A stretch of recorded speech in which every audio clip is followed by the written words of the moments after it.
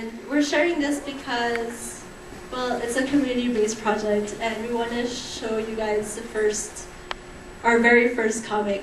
But there will be more, and it'll be exciting and fun. But this is our first one. And this is the real-life folks that inspired it. This is the holiday party of Cecil Board of Directors, some ready to perform as Gundam elves. Do you want to introduce? Do a lot of our projects. Anyway, today we've been asked by these two artists to, because we've been working with them, to show some of the stuff that we do, especially in the leadership and advocacy training that we have. And one of the things that we do is to really try to be creative, but at the same time talk about our stories. And our stories are not always sad stories. They're actually happy stories. So what you will find today is just, we will start with one story, and then each one will come up with a story.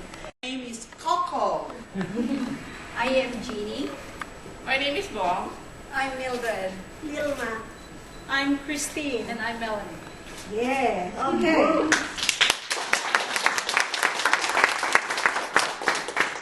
Okay, not too many years ago. There's this woman named Elena who is from a very small town in Iloilo, where she has 10 siblings, and she's the eldest of them all. Now, her parents, father in particular, died not long ago of a lung ailment because they were workers in the Del Monte farm that's owned by Del Monte.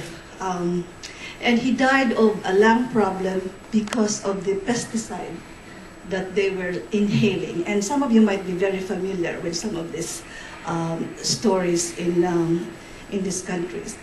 So because they're very, very, very poor, she felt that she really needed to find something to do that will help the family. So she ends up going to Hong Kong and working as a domestic worker.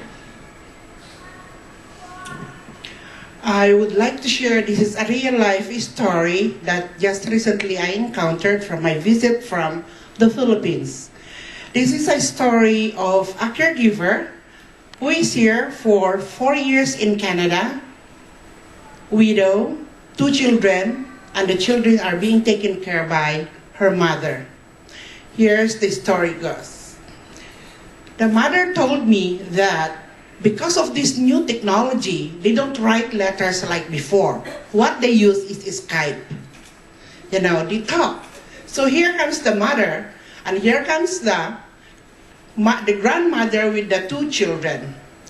So imagine now, folks, that they are talking, they're seeing each other's faces, and here is the conversation. The grandmother said, "Oh, Perla, thank you very much for the balikbayan box. It's a big box that you just sent. All the contents is been divided properly, but unfortunately, nothing almost left to us. So we need more if you can send another box of goodies coming from Canada. And at the same time, I want to tell you that your daughter is about to finish her course in HRM, Hotel and Restaurant Management. And your son just graduated from high school. So make sure to send an early money through Western Union for his tuition fees." To graduate from HRM said, Lola, or Grandma, it's my turn to show my face to my mom. Okay? So here comes the daughter. She said, Nanay means mother.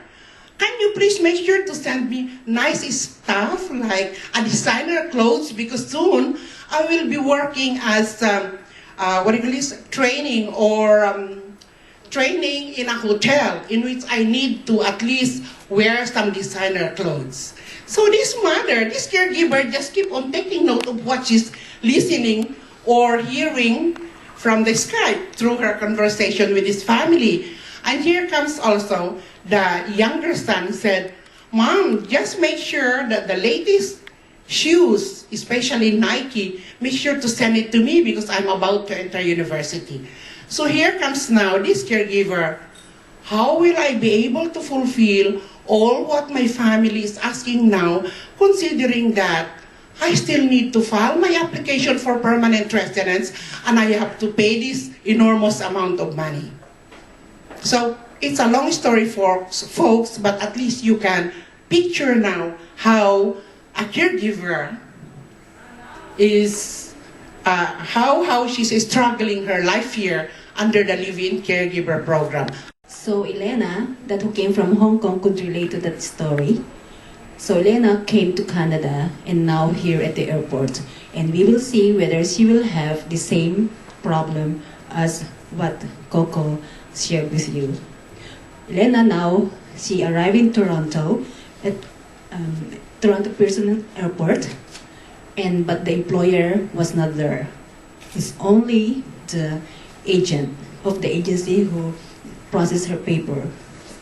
But the problem is, she was brought to the agent's shelter for caregivers that who arrive here in Canada without employers. So here she is. Have to take you with me to my house, and there will be some other 6 people there, 6 caregivers that just came in.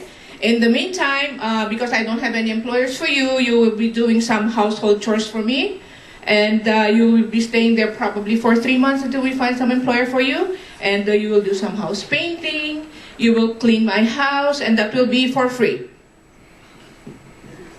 Yes, ma'am.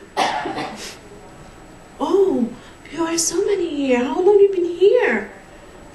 Elena is asking their friends. Oh, we've been here for 3 months and still looking for an employer. Oh my God, I signed a new contract and don't have any employer here. How do I do? Oh my God, so many people here. I do not know. I'm so scared around here. But maybe I just ask my friends here what to do. So Elena is fortunately, Elena find an employer for a month, and she find a good employer. Unfortunately, she works for 12 hours from 8 a.m. until 8 p.m. and also at the weekend. She cannot do her day off, Saturday and Sunday. So every now and then, her friends keep on asking her to go out, and she keeps on saying them that, oh, I'm sorry, I cannot go out because my employer needs me, and without any compensation. I'm sorry about that, our dates, because I have to work more and I have to send more money in Philippines. So I'm sorry about that. The next day, she went to the park and meet some friends, and this is what she find to her friends.